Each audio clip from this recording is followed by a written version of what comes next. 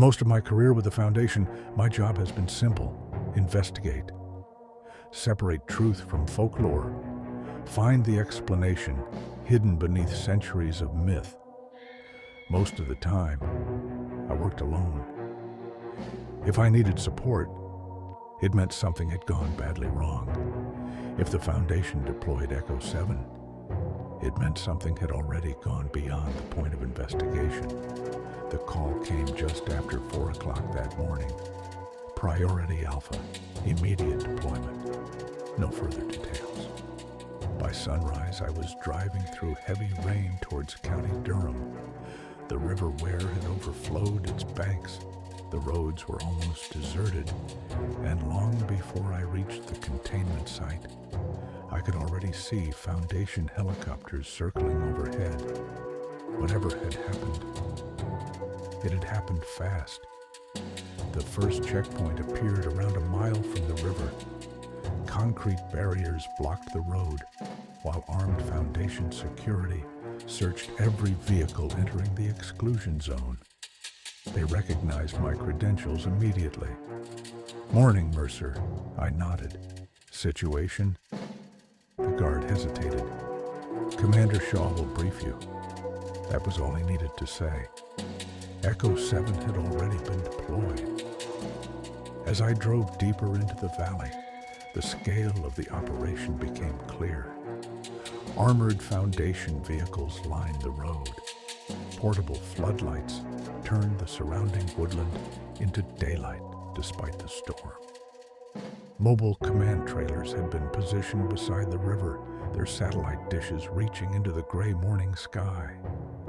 Dozens of engineers, scientists, and security personnel moved between equipment with quiet efficiency. Nobody was panicking. That worried me more than if they had been. Professionals stay calm because they understand the danger.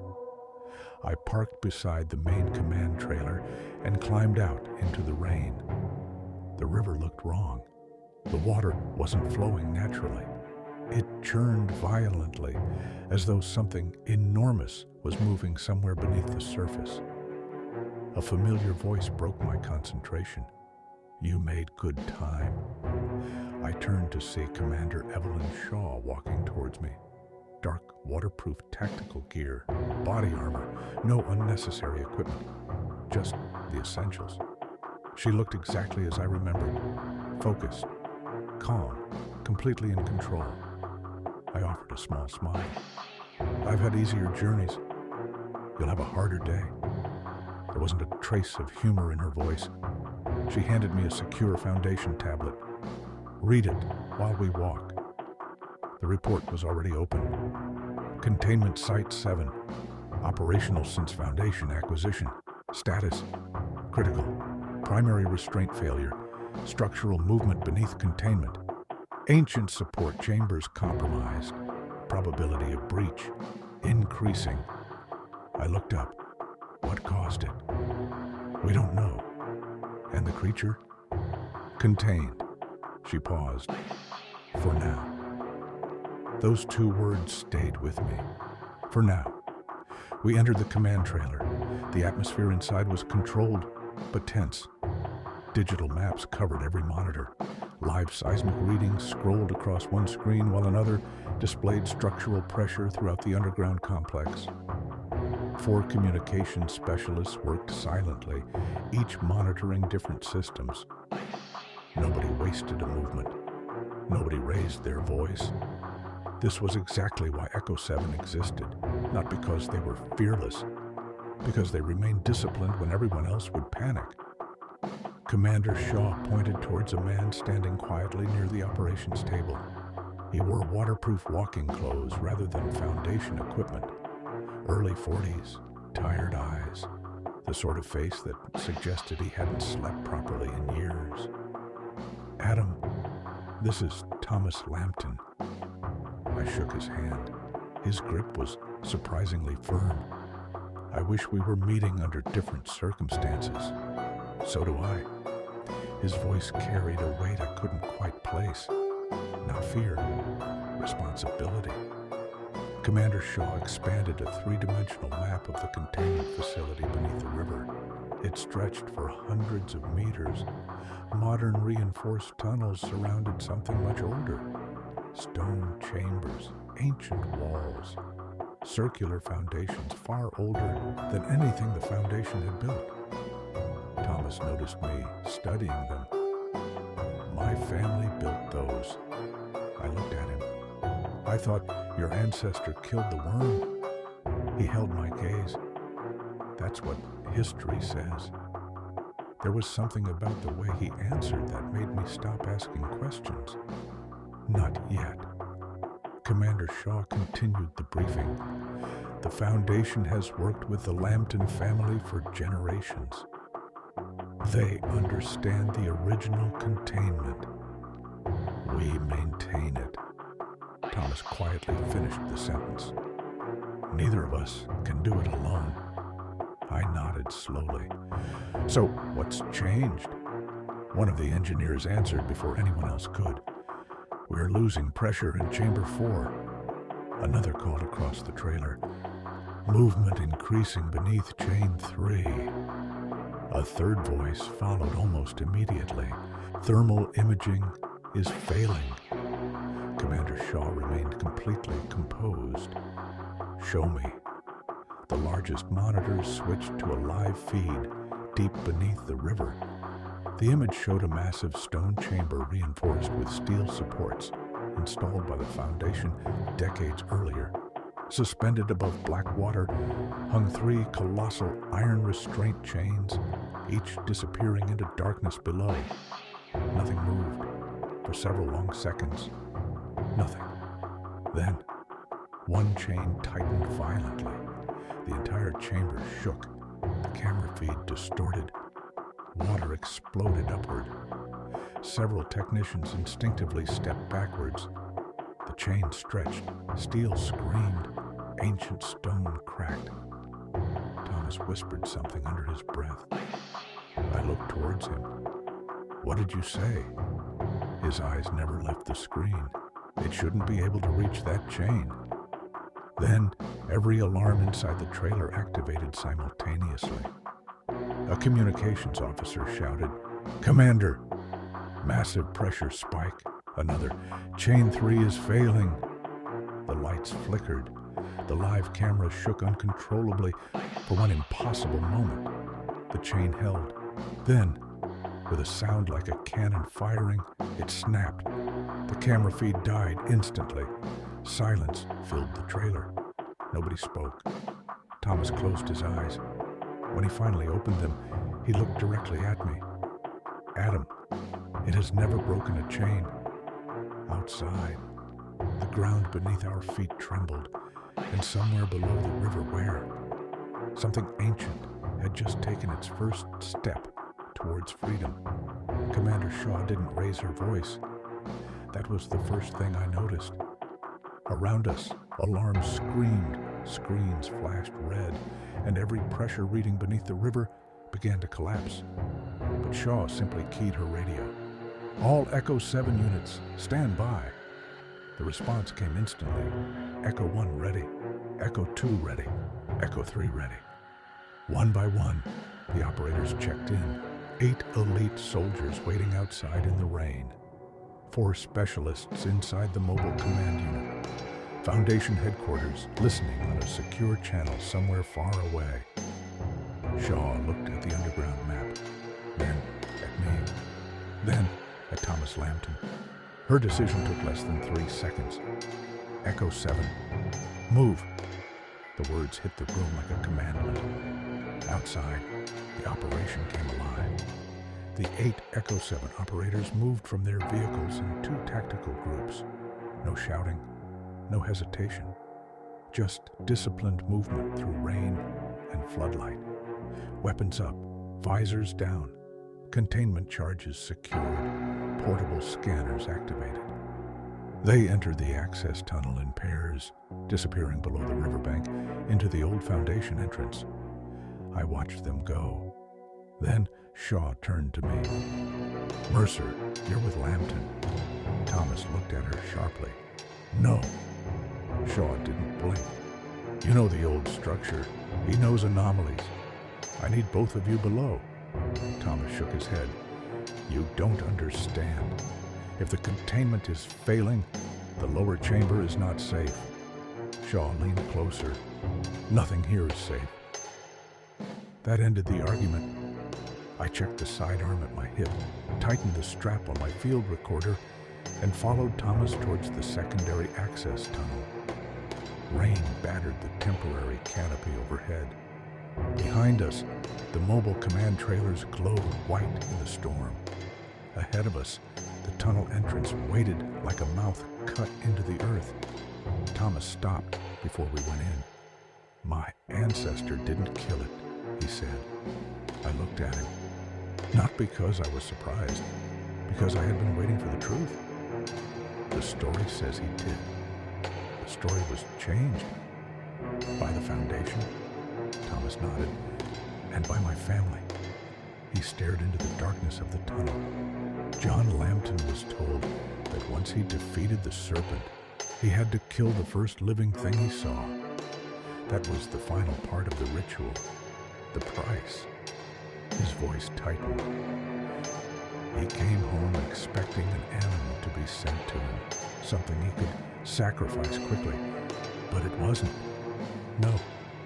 Thomas swallowed. It was the family dog. For a moment, the storm seemed quieter. He couldn't do it, Thomas said. So he lied. I looked back towards the river, and the worm survived. It was wounded, weakened, bound, but not destroyed. Thomas looked at me with tired eyes. That was the beginning of the curse. Not some punishment from heaven, not bad luck.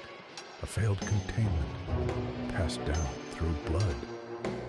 A deep impact rolled beneath our feet. Dust fell from the tunnel arch. Thomas looked down. It knows we're here. We entered the facility. The modern section was all steel corridors, emergency lighting, and Foundation hazard markings. The air smelled of damp concrete, oil, and river water. Echo-Seven's voices came through my earpiece. Team 1 advancing to lower junction. Team 2 covering flood barrier access. Visual obstruction increasing. Water ingress in Tunnel 3. Shaw's voice followed. Shaw's voice followed. Maintain spacing. No one moves alone. I walked beside Thomas as the corridor sloped deeper. Every few meters, the Foundation's work gave way to something older. Stone blocks beneath steel supports. Carved symbols behind electrical conduits. Iron plates bolted over ancient archways. It didn't feel like the Foundation had built a prison. It felt like they had found one and wrapped machinery around it. Thomas led me to a sealed junction door.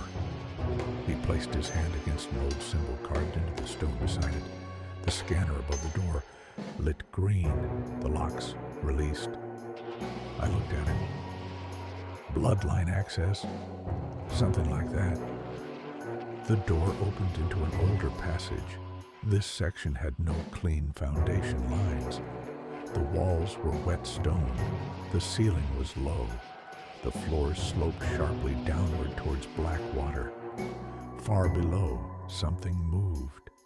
Not loudly, not dramatically, just enough to make the water ripple against the stone. I clicked on my torch. Thomas grabbed my wrist. No direct light. Why? It follows movement, vibration, heat.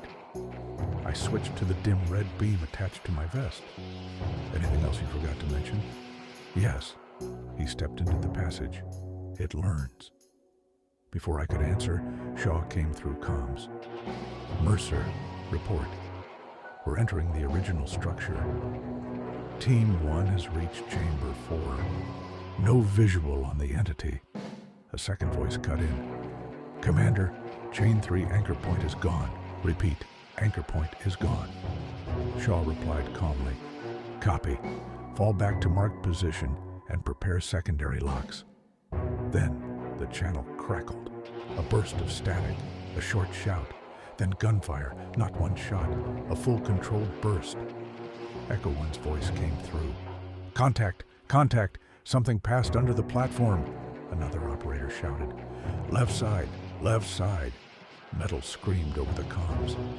The live feed on my wrist display flickered to life.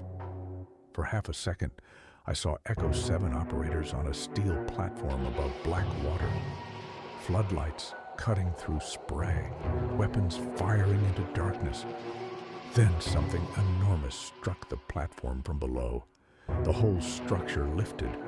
One operator was thrown backwards but caught by another before he went over the edge. Shaw's voice snapped through the channel. Team 1, withdraw now. Negative clear path. Barrier door is jammed. I started moving faster. Thomas grabbed my sleeve. That way won't help them. Then what will? He pointed down the old passage. There's a manual release in the ritual chamber. My family used it before the Foundation built over the lower prison. You're telling me there's an ancient emergency control nobody briefed Shaw about? Thomas didn't look proud. I'm telling you, my family kept secrets from the Foundation too. Another impact shook the passage, this time closer. The water ahead of us surged backwards, not flowing, retreating, as if something massive had displaced it. Thomas whispered, "Move." We ran. Behind us, something scraped against stone. Slow, heavy, impossible. The sound filled the passage, scales dragging against walls that had stood for centuries. The corridor narrowed. My shoulder hit wet stone. Thomas kept moving ahead, his hands sliding along symbols carved into the wall, the radio filled with overlapping voices. Team 2, sealing floodgate. Containment charges placed. Drone feed lost. Thermal contact beneath eastern tunnel. Correction, multiple contacts. Shaw cut through all of it. There is one entity. You are seeing body segments. Do not treat them as separate targets. That sentence made my stomach drop. Multiple contacts weren't multiple creatures. They were pieces of the same thing. The worm was larger than the facility was designed to contain. We reached a circular chamber carved completely from old stone. At its center stood an iron mechanism wrapped in chains.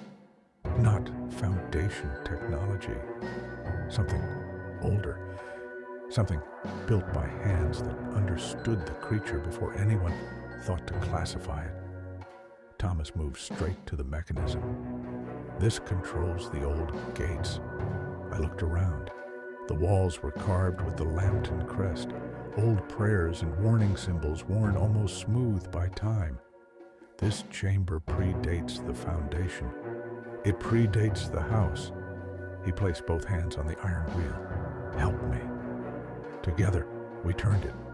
At first, nothing happened.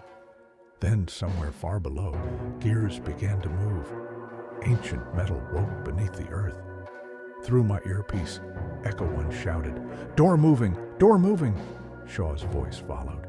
Team 1, move now. Gunfire echoed again, then boots, breathing, a shout. Operator clear. Another impact. Last man through. Then Shaw. Seal it. A blast shook the entire complex. Dust burst from the ceiling. Thomas and I were thrown against the wall. The old chamber groaned around us. For 3 seconds, there was silence. Then the entire gate bent outward. One enormous impact, then another. The metal screamed. Bolts shot across the chamber like bullets. One operator was knocked down by debris. Another dragged him back without waiting for orders. Shaw keyed her radio. Foundation command, this is Shaw. Final gate compromised. Request authorization for total flood protocol. Director Hale's voice came through for the first time. Calm, distant, denied. Shaw's jaw tightened. Sir, if it breaches, flooding the chamber kills everyone below. If we don't, it may reach the surface. A pause. Then Hale replied, "That is why Mercer is there." I didn't like the sound of that. Shaw looked up towards the observation corridor where I stood with Thomas. "Mercer." I looked at Thomas. "What aren't we seeing?" He looked down at the final gate, then at the old carvings around its rim. Then his face changed. Not fear, recognition. The gate isn't failing because of pressure. What? It's not pushing its way out. He pointed to 3 damaged symbols around the door. It's undoing the original binding. I stared at the marks. The worm wasn't just attacking steel. It was breaking the ritual, learning, testing, remembering. I keyed my radio.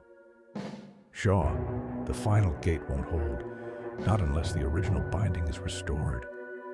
"Can Thomas do it?" Thomas shook his head. "Not from here." "Where?" He pointed down to the chamber floor. "At the gate." Another impact struck the door. A crack opened across the upper hinge. Shaw understood immediately. "Absolutely not." Thomas looked at her from the balcony. "My family caused this," Shaw snapped back. "Your family contained it for centuries. And now it's failing under my watch." He started towards the stairwell. I followed him. Shaw's voice came through my earpiece. "Mercer, stop him." "I would if it was wrong." "I hate when you say things like that." "So do I."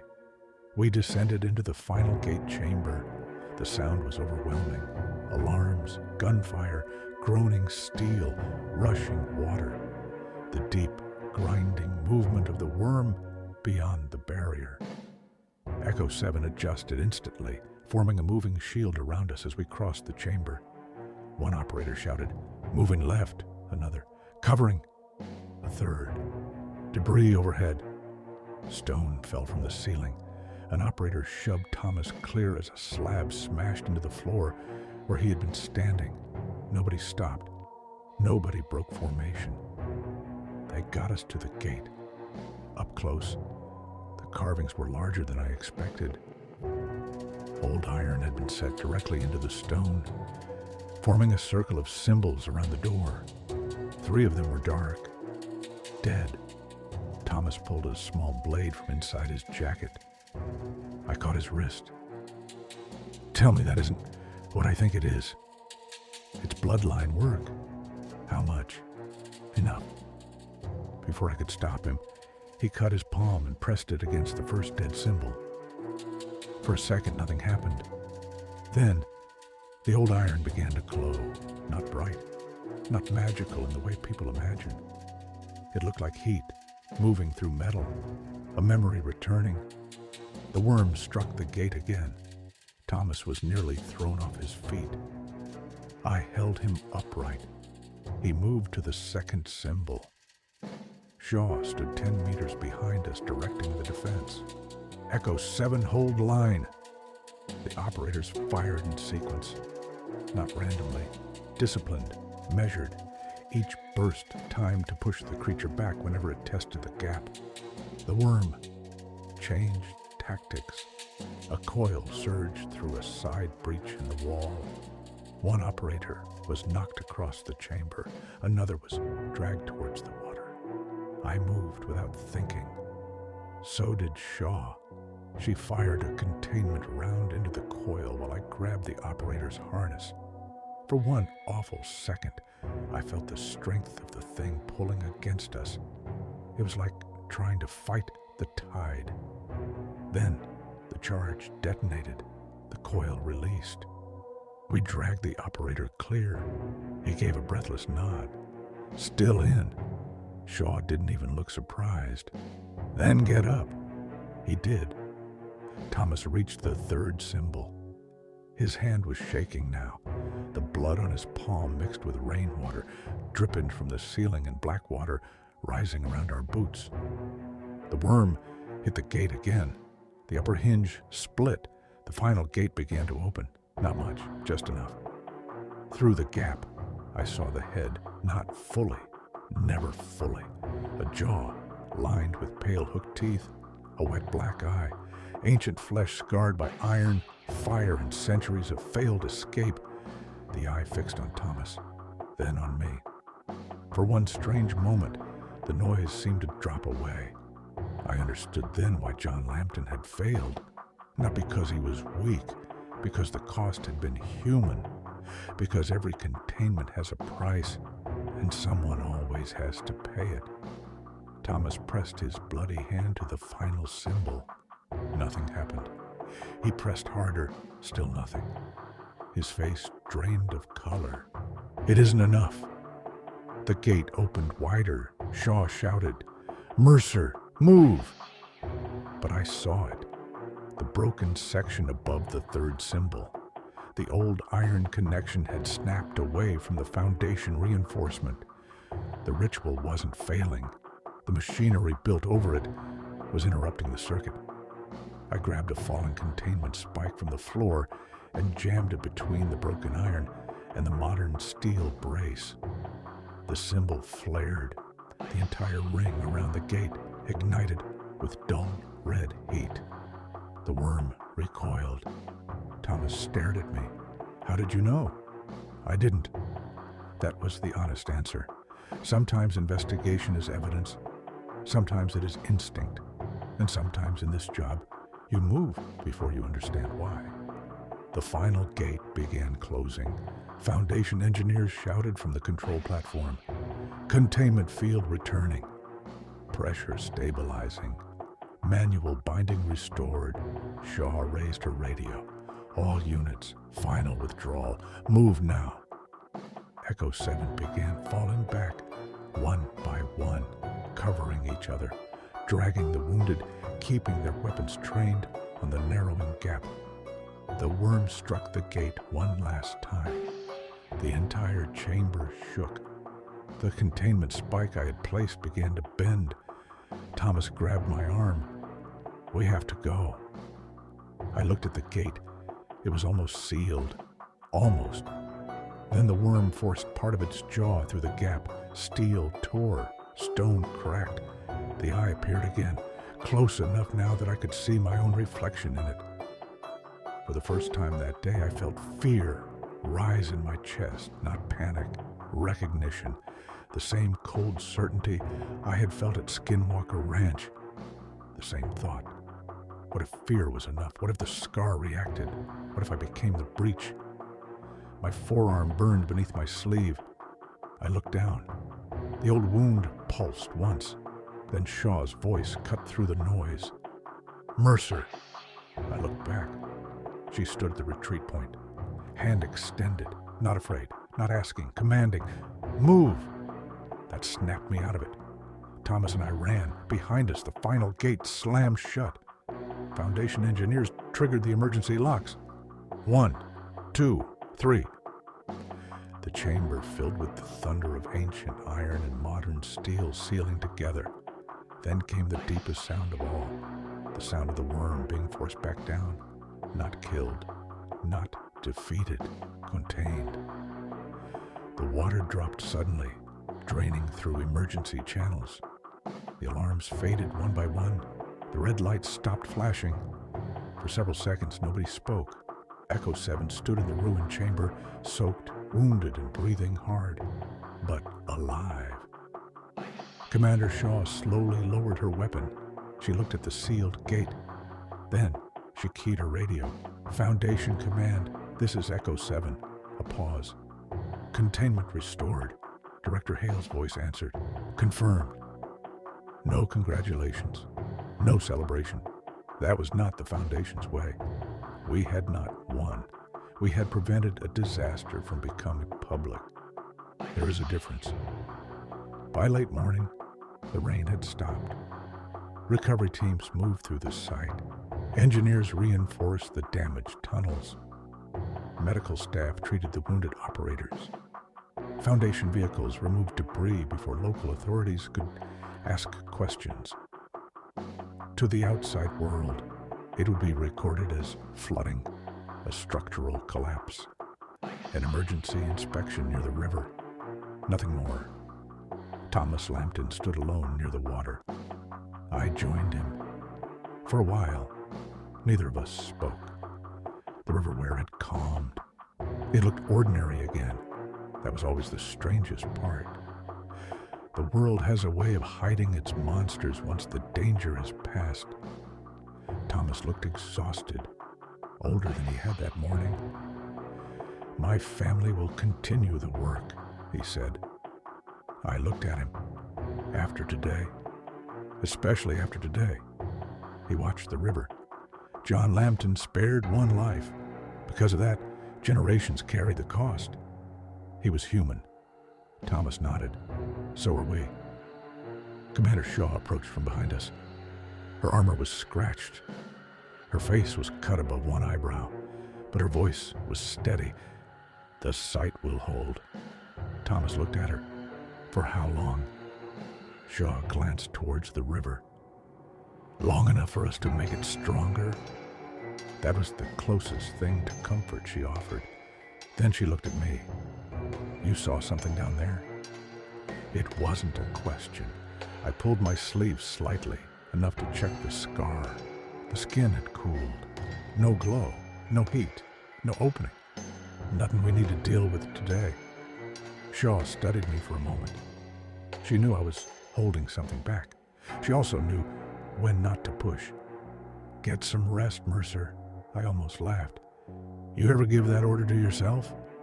"No." She turned away. "I delegate." I watched her walk back towards the command trailer, already issuing new instructions to Echo-Seven. Thomas gave a quiet breath that might have been a laugh. "She's terrifying. She keeps people alive."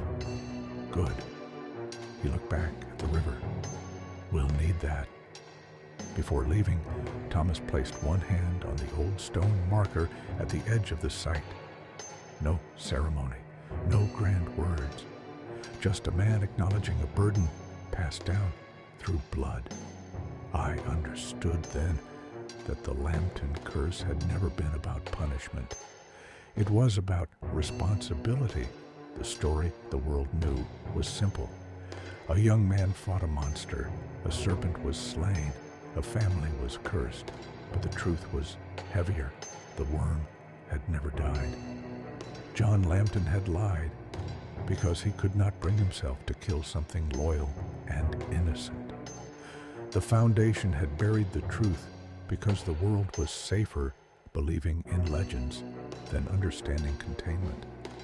And every generation after him had paid for that mercy. As I left County Durham, the containment site disappeared behind rain-dark trees and Foundation security barriers. To anyone passing nearby, it would look like nothing, a stretch of river, old land, a quiet valley beneath a gray sky. But beneath the water, iron chains had been replaced.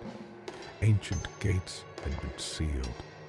And something older than the story itself was waiting in the dark. The official Foundation report used only 2 words, containment restored. But I knew better. So did Shaw, so did Thomas Lambton.